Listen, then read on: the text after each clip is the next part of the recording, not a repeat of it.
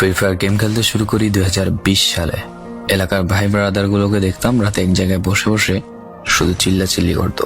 একদিক দিয়ে ভালো লাগতো, অন্যদিক দিয়ে মনে হতো এরা এমন চিল্লাচিল্লি কেন করে, চারজন করে। তারপর তাদের কথা মতো তাদের মতোই শুরু করি ফ্রি ফায়ার গেম। প্রথম দিন গেম খেলে রাত জেগেছি 11টা, যেটা ছিল রাত জেগার প্রথম কারণ এবং প্রথম ভালোবাসা। এলাকার বন্ধুরা মিলে রাত হলেই আড্ডার আসর দিয়ে বসতাম আর শুরু করতাম গেম খেলা।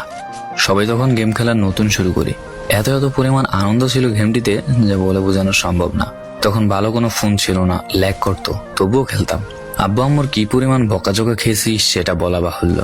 অনেকদিন তো স্কুলও যাইতাম না, বন্ধুরা বসে গেম খেলতাম। কিছু টাকা জুগিয়ে কয়েক মাস পর একটা লেভেল আপ পাস ছিল না, 200 টাকায় বোধ হয় 800 ডায়মন্ড পাওয়া যেত। তো সেখান থেকে 800 ডায়মন্ড থেকে একটা অলগ ক্যারেক্টার নিই।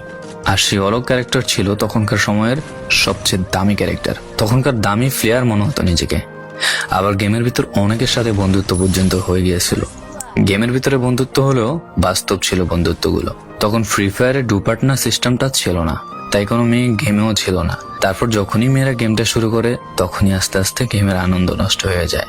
অনেক বেশি র্যাম প্রয়োজন হতো, তো তাই গেমটা খেলতে ভালো একটা ফোনের প্রয়োজন হইতো। কিন্তু তখন ফোন ছিল না, কোনো রকম একটা ফোন দিয়ে খেলতাম গেমটা। ভাবতাম একটা ভালো ফোন হইলে গেমটা আরো সুন্দর করে খেলতে পারতাম, ল্যাগ করতো না ইত্যাদি। কত আনন্দই না ছিল তখন।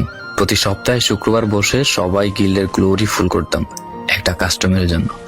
পরের দিন সবাই মিলে আনন্দ নিয়ে একটা একটা করে কাস্টম খেলতাম। আমার জীবনের প্রথম 3 বছরের ভালোবাসা।